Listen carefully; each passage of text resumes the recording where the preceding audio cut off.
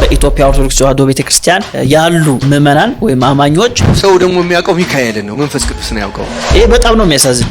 ህዝቡም ስላልተማረ ስላላስተማር ነው። ኦርቶዶክሳውያን መንፈስ ቅዱስን ካላወቃችሁ ማንን አታውቁም ማለት ነው? እግዚአብሔርን አታውቁም ማለት ነው። ለዚህ ነው ጌታን ተቀበሉ ምንለው። መጀመሪያ ቤተክርስቲያኑ ሲተከል የመንፈስ ቅዱስ ነበር።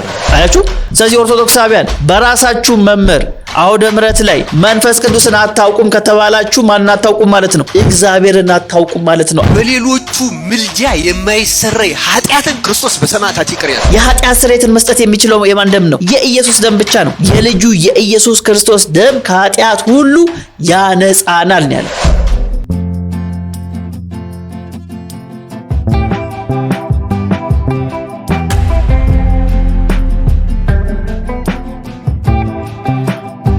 ከእግዚአብሔር ከአባታችን ከጌታም ከኢየሱስ ክርስቶስ ጸጋ ሰላም ምሕረት በያላችሁበት ይብዛላችሁ። እናፍርሳ የተሰኘው መርሃ ግብራችን ነው ጀምረናል። በዚህ መርሃ ግብር ላይ የስህተት ትምህርቶችን በእግዚአብሔር ቃል ዕውቀት የምናፈርስበት መርሃ ግብራችን ነው። ለዛሬም እንግዲህ አንድ የምናፈርሰው ሐሳብ ይኖራል። በተለይም ደግሞ ከዚህ በፊት በዚህ ጉዳይ ላይ የተለያየ ፕሮግራሞችን ሰርቼላችሁ አውቃለሁ። በተለይም ከመንፈስ ቅዱስ ጋር በተገናኘ በኢትዮጵያ ኦርቶዶክስ ተዋሕዶ ቤተክርስቲያን ያሉ ምእመናን ወይም አማኞች መንፈስ ቅዱስን በተመለከተ ሰፊ ግንዛቤ የላቸውም። አብዛኞቹ አያውቁትም። እንደው በስመ አብ ወወልድ ወመንፈስ ቅዱስ አሐዱ አምላክ ሲባል ብቻ ነው እንጂ ከዛ ውጪ መንፈስ ቅዱስ ማን ነው? የመንፈስ ቅዱስ ስራው ምንድነው? በእናንተ ህይወት ውስጥ የመንፈስ ቅዱስ ድርሻው ምን ይመስላል ተብሎ ቢጠየቅ አብዛኛው ሰው ስለ መንፈስ ቅዱስ አያውቅም የሚሉ ሐሳቦችን ከዚህ በፊት በተለያየ መንገድ ስናቀርብላችሁ ነበር።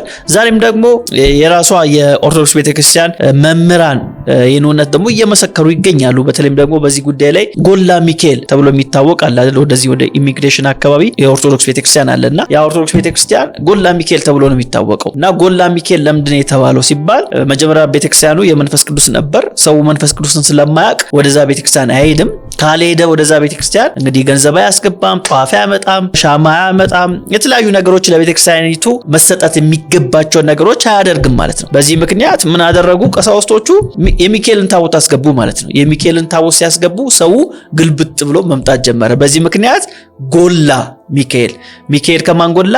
ከመንፈስ ቅዱስ ጎላ፣ የበለጠ ታየ ተብሎ እስካሁን ድረስ እንግዲህ ጎላ ሚካኤል ተብሎ ያ ቦታ ይጠራል ማለት ነው። ይህን በተመለከተ እንግዲህ መምህሩ የሚናገሩትን እስቲ ሰምተናቸው እንምጣ። በአንድ አጥቢያ ታቦት ለምን እንደሚደረብ የታወቀ ነገር ነው፣ የታወቀ ነው። ሌላው ቀርሶ ህዝቡም ስላልተማረ ስላላስተማር ነው። እዚህ እኮ ወረድ ስንል ከተክለ ሃይማኖት ብቻ ያለው አጥቢያ ማን ነው የሚባለው? ማን? ሚካኤል። ለምንድን ነው ጎላ የተባለ? መጀመሪያ ቤተክርስቲያኑ ሲተከል የመንፈስ ቅዱስ ነበረ። ሰው ደግሞ የሚያውቀው ሚካኤልን ነው፣ መንፈስ ቅዱስ ነው ያውቀው። ስለዚህ ሚካኤል መጣ። ሚካኤል ጎላ አይደለም እንዴ? ጎላ አልጎላም? አዎ ጎላ እና ተተወው። እንደዚህ የተገለበጡ አሉ። አሁን ቅድስት ማርያም እንጦንስ ነበር ስትጀመር። እንግዲህ ከዚህ መምህሩ ንግግር መስማት እንደቻልነው ሁለት ነገሮችን ማግኘት እንችላለን። የመጀመሪያው ገንዘብ የማያስገኝ አይፈለግም አሉ። ገንዘብ የማያስገኝ ምን? ታቦት ገንዘብ የማያመጣ ታቦት ምን አይልም፣ አያስፈልግም። አሁን ላይ እንደዚህ ነው እየተሰራ ያለው። ብዙ ቦታ ላይ ይታይና ገንዘብ ተኮር የሆኑ ታቦቶች አሉ። ለምሳሌ በጣም ፌመስ የሆኑ እንደ አርሴማ አይነት፣ እንደ ገብርኤል አይነት፣ እንደ ሚካኤል አይነት፣ እንደ ማርያም አይነት እነዚህ ታቦቶች በጣም ፌመስ ታቦት ናቸው፣ ገንዘብ የሚያስገኙ ናቸው። ስለዚህ እነሱ ናቸው በየቦታው እንግዲህ የተቀረጸ ጽላታቸው የሚገባው ማለት ነው፣ ወይም ታቦታቸው። ሁለተኛው ነገር ደግሞ መምህሩ ምን ተናገሩት? ሰው የሚያውቀው ሚካኤልን ነው፣ መንፈስ ቅዱስን አያውቀውም አሉ። እስኪ ድጋሚ እንስማቸው። ሰው ደግሞ የሚያውቀው ሚካኤልን ነው፣ መንፈስ ቅዱስ ነው ያውቀው። ይሄ በጣም ነው የሚያሳዝነው። ሰው የሚያውቀው ማንን ነው? ሚካኤል ነው፣ መንፈስ ቅዱስን አያውቀው። የትኛው ሰው? የወንጌል አማኙ አይደለም። ኦርቶዶክሱ የሚያውቀው ማንን ነው? ሚካኤል ነው። ማንን አያውቅም? መንፈስ ቅዱስን አያውቅም። ማን ነው ግን ፈጣሪ? መንፈስ ቅዱስ። ለኦርቶዶክሱስ ስንመጣ ኦርቶዶክሱ ደግሞ የበለጠ ግንዛቤ ያለው የበለጠ የሚያውቀው የበለጠ ፌሎሺፕ የሚያደርገው ከማን ጋራ ነው? ከሚካኤል ጋራ ነው።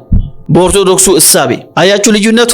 መንፈስ ቅዱስ የሚካኤል ፈጣሪ ነው፣ አስገኝ ነው። ሰው ግን የሚያውቀው ፈጣሪውን ሳይሆን አምላኩን ሳይሆን ሰው የሚያውቀው ማንን ነው? ተፈጣሪ የሆነውን አገልጋይ የሆነውን ሚካኤል ነው። ይሄ በጣም ያሳዝናል። ስለዚህ አንድ 5 ፖይንቶችን ዛሬ ላንሳ። መንፈስ ቅዱስን ማወቅ የሚያስገኘው ጥቅም ምንድነው በሚለው ጉዳይ ላይ የመጀመሪያው ነገር እንግዲህ መንፈስ ቅዱስን ማወቅ እግዚአብሔርን ማወቅ ነው። እግዚአብሔርን ማወቅ ነው። ለምሳሌ ሐዋርያት ሥራ ምዕራፍ 5 ላይ አንድ ታሪክ እናገኛለን። ቁጥር 3 ላይ እንደዚህ ይላል፣ ጴጥሮስም ሐናንያ ሆይ መንፈስ ቅዱስ ታታልልና ከመሬቱ ሽያጭ ታስቀር ዘንድ ሰይጣን በልብስ ለምን ሞላ? ሳትሸጠው ያንተ አልነበረምን? ከሸጥከውስ በኋላ በስልጣን አልነበረምን?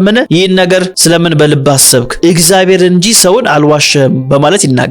እንግዲህ ሐናንያ መሬቱን ሽጦ ግን ደብቆ የተወሰነ ገንዘብ አስቀርቶ ለመስጠት ሞከረ። በዚህ ምክንያት ጴጥሮስ ሚሊዮን ሐዋርያው ጴጥሮስ ያታለልከው ወይም ደግሞ የዋሻው ማንን ነው? መንፈስ ቅዱስ ነው ካለ በኋላ እግዚአብሔር ነው ይሏል። ስለዚህ መንፈስ ቅዱስ ማን ነው? እግዚአብሔር ነው መንፈስ ቅዱስ። ስለዚህ ሰው መንፈስ ቅዱስን ካላወቀ ማንን አያውቅም? እግዚአብሔርን አያውቅም። ኦርቶዶክሳውያን መንፈስ ቅዱስን ካላወቃችሁ ማንን አታውቁም ማለት ነው? እግዚአብሔርን አታውቁም ማለት ነው። ለዚህ ነው ጌታን ተቀበሉ ምንለው። አንደኛ ቆሮንቶስ ምዕራፍ 2 ቁጥር 11 ላይ ሐዋርያው ጳውሎስ እንደዚህ ይላል፣ በእርሱ ውስጥ ካለው ከሰው መንፈስ በቀር ለሰው ያለውን የሚያውቅ ሰው ማን ነው? እንዲሁ ደግሞ ከእግዚአብሔር መንፈስ በቀር ለእግዚአብሔር ያለውን ማንም አያውቅም። እኛ ግን ከእግዚአብሔር እንዲያው የተሰጠንን እናውቅ ዘንድ ከእግዚአብሔር የሆነውን መንፈስ እንጂ የዓለምን መንፈስ አልተቀበልንም ይላል።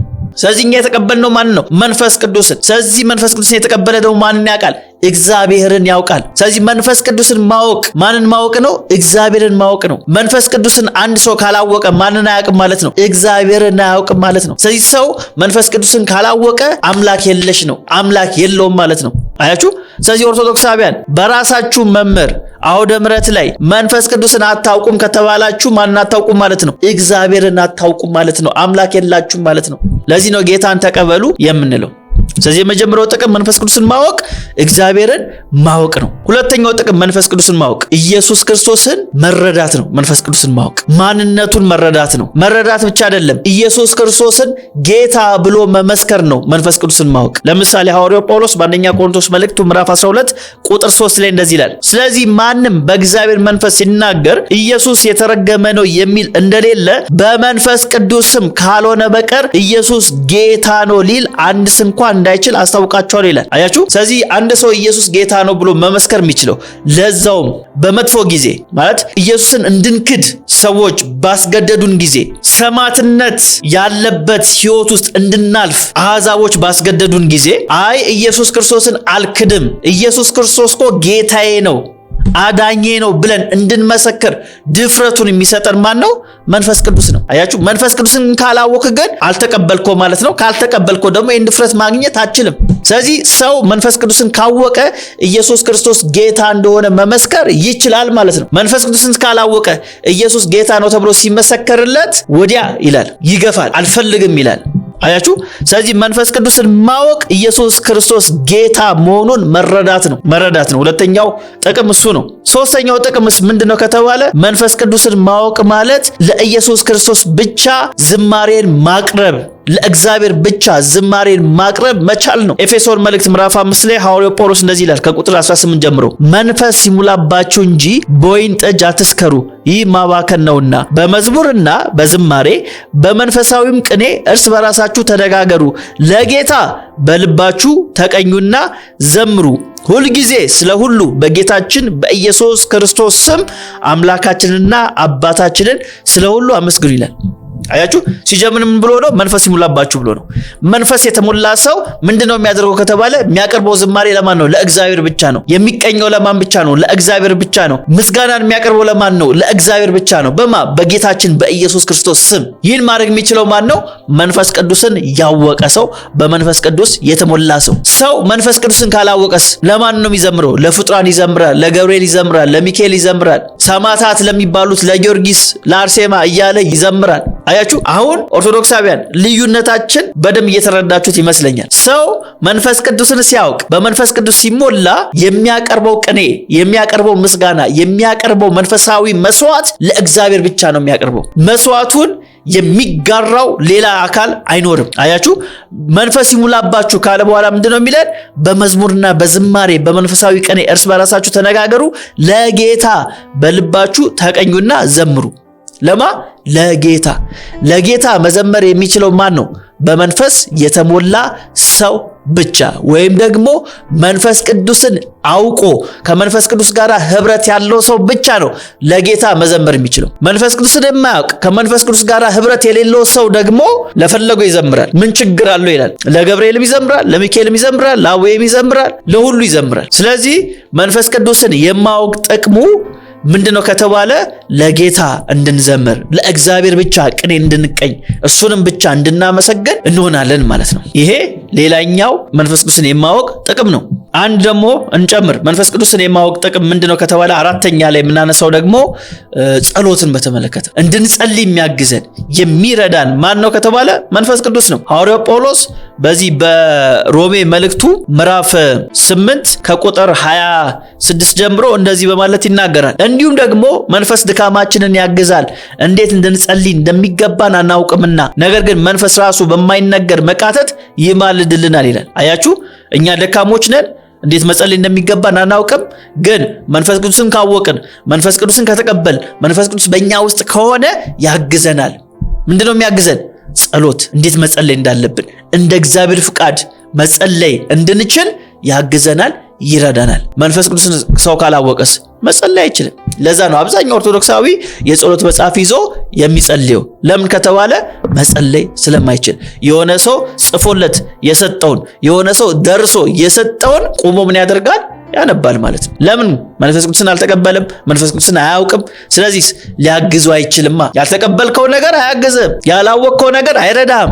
ስለዚህ ኦርቶዶክሳውያን መንፈስ ቅዱስን ትቀበሉ ዘንድ፣ መንፈስ ቅዱስን ታውቁ ዘንድ ጥሪያችንን እናደርጋለን ማለት ነው። አምስተኛ ጥቅም መንፈስ ቅዱስን የማወቅ ከተባለ ነፃነት እናገኛለን፣ አርነት እናገኛለን። ሐዋርያው ጳውሎስ በዚህ በሁለተኛ ቆሮንቶስ መልእክቱ ምዕራፍ 3 ቁጥር 17 ላይ እንደዚህ ይላል፣ ጌታ ግን መንፈስ ነው፣ የጌታ መንፈስ ባለበት በዚያ አርነት አለ ይላል። ነፃነት አለ። ከተለያየ እስራት ነፃ እንወጣለን። ከኃጢአት እስራት ነፃ እንወጣለን። ከሱስ እስራት ነፃ እንወጣለን። ማ ካለ? መንፈስ ቅዱስ ካለ። ስለዚህ ምናልባት ኦርቶዶክሳውያን ራሳችሁን ጠይቁ። ለምንድነው ከዘፈን ሱስ ነፃ መውጣት ያልቻልኩት? ለምንድነው ከመጠጥ ሱስ ነፃ መውጣት ያልቻልኩት? ከተለያየ ሱሶች ለምንድነው ነፃ መውጣት ያልቻልኩት? መውጣት እየፈለኩ ካላችሁ ምላሹ አንድ ነው። መንፈስ ቅዱስ በሕይወታችሁ ስለሌለ ነው። ካለ ያው ጥቅሱ እንደሚናገረው የጌታ መንፈስ ባለበት በዚያ ምን አለ? አርነት አለ፣ ነፃነት አለ ይለናል። ስለዚህ የነፃነት ከፈለጋችሁት፣ የና አርነት ከፈለጋችሁት መንፈስ ቅዱስን እወቁ፣ መንፈስ ቅዱስን ተቀበሉ ማለት እፈልጋለሁ። በስተመጨረሻ እንግዲህ መምሩ በዚህ ጉዳይ ላይ ጥሩ ነገር ቢናገሩ ግን ደግሞ ሌላ ስህተት ተናግሯል። እስቲ እሱን ሰምተን እንመለስ። ሰማዕታት ደግሞ በአዲስ ኪዳን ዋጋቸው ከፍ ያለ ነው በእውነቱ። ምክንያቱም በሌሎቹ ምልጃ የማይሰረይ ኃጢአትን ክርስቶስ በሰማዕታት ይቅር ያለ። እንግዲህ የኛው ሐሳባቸው ደግሞ በጣም ስህተት ነው፣ ልክ አይደለም። ምንድነው ያሉት? በሌሎቹ ምልጃ የማይሰረይ ኃጢአትን ክርስቶስ በሰማዕታቱ ይቅር ይላል፣ ምክንያቱም ሰማዕታት ስለ ክርስቶስ ደማቸውን ያፈሰሱ ናቸውና ይላሉ። በጣም ስህተት፣ በጣም ስህተት። በሌሎቹ ምልጃ የተባሉት በቅዱሳኑ ማለት ነው። በቅዱሳኑ ምልጃ የማይሰረይ ኃጢአት በማን ይሰረያል? በሰማዕታቱ። ስለ ሰማዕታቱ ብሎ ክርስቶስ ምን ያደርጋል? ይቅርታን ያደርጋል። ምክንያቱስ ሰማዕታት ስለ ክርስቶስ ደማቸውን ስላፈሰሷል። ይህ ስህተት ነው። እውነት ነው። ሰማዕታት ደማቸውን ለማን አፍስሷል? ስለ ክርስቶስ አፍስሷል። ይሄ ማለት ምን ማለት ነው? በሌላ አማርኛ ስለ እኔ ያላፈሰሱ ማለት ነው። ያፈሰሱ ስለማን ነው? ስለ ክርስቶስ። ለጥቅማቸው አፍስሰዋል። እሱን ለማክበር አፍስሰዋል። ስለዚህ ለእኔ ካላፈሰሱ ደማቸው እኔን ሊያድን አይችልም። ደማቸው ለእኔ የኃጢአት ይቅርታን ሊያሰጥ አይችልም። ስለ እኔ ደሙን ያፈሰሰው ማን ነው? ጌታችን ኢየሱስ ክርስቶስ ብቻ ነው። የኃጢአት ስርየትን መስጠት የሚችለው የማን ደም ነው? የኢየሱስ ደም ብቻ ነው። ለዛ ነው ሐዋርያው ዮሐንስ በአንደኛ ዮሐንስ መልእክቱ ምዕራፍ 1 ቁጥር 7 ላይ የልጁ የኢየሱስ ክርስቶስ ደም ከኃጢአት ሁሉ ያነጻናል ነው ያለው። ምን ያደርገናል? ያነጻናል። ሐዋርያው ዮሐንስ በቤተክርስቲያን ታሪክ እንደምናውቀው ሰማዕት ሆኖ ያለፈው። ሰማዕት ሆኖ ስለሚያልፍ የሐዋርያው ዮሐንስ ደም ያነጻናል ወይ? አያነጻንም። እሱ ምንድነው ያለን ሐዋርያው ዮሐንስ? የኢየሱስ ደም ነው የሚያነጻን አለ። ራሱንም ጨምሮ እኔንም የሚያነጻኝ ማን ነው አለ? የኢየሱስ ደም ነው አለ። ስለዚህ በሰማዕታት በኩል የኃጢአት ይቅርታ አይገኝም። ደሙን ስለኛ፣ ስለኔ፣ ስላንተ፣ ስላንቺ ያፈሰሰው ጌታችን ኢየሱስ ክርስቶስ ብቻ ነው። ሰማዕታት ደማቸውን ያፈሰሱት ስለ ክርስቶስ ነው። ሰማዕታት በእውነት የዚህችን ዓለም ጣዕም ናቁ። ደማቸውን ስለ እግዚአብሔር አፈሰሱ፣ ስለ መንግስተ ሰማያት መራራ ሞትን ታገሱ ይለናል ኤፍሬምንም ብናየው ውዳሴ ማርያም ላይ። ስለዚህ የታገሱት ሕይወታቸውን አሳልፈው የሰጡት የእግዚአብሔር መንግስት ለመግባት ሲሉ፣ ክርስቶስን በሕይወታቸው ለማክበር ሲሉ፣ በሌላ አገላለጥ ለራሳቸው ጥቅም ሞቱ። ክርስቶስስ ለኔ ጥቅም ሞተ። ልዩነቱ ይሄ ነው። ሰማዕታት ለራሳቸው ጥቅም ቢክዱት ይካዳሉና፣ አናምነውም ቢሉ ይወጥቃሉና፣ ከጸጋው ይርቃሉና። ለራሳቸው ጥቅም ሰማዕታት ሞቱ። ኢየሱስ ክርስቶስ ግን ለጥቅሜ እኔን ለማዳን ለኔ የዘላለም ሕይወት ለመስጠት ኢየሱስ ክርስቶስ ሞተ። ስለዚህ ሁለቱ ነገሮች ፈጽሞ የሚነጻጸሩ አይደሉም። ስለዚህ ወደ ዋናው ሐሳብ ስመለስ ኦርቶዶክሳውያን መንፈስ ቅዱስን አታውቁም እየተባላችሁ ነው። መንፈስ ቅዱስን ታውቁ ዘንድ ትቀበሉት ዘንድ እርሱን በማወቅ ደግሞ የሚገኘውን ጥቅም ታገኙ ዘንድ ጥሪያችንን እናቀርባለን። ያ ፍቅር፣ የወልድ ጸጋ፣ የመንፈስ ቅዱስ ኅብረት ከሁላችን ጋር ይሁን። አሜን።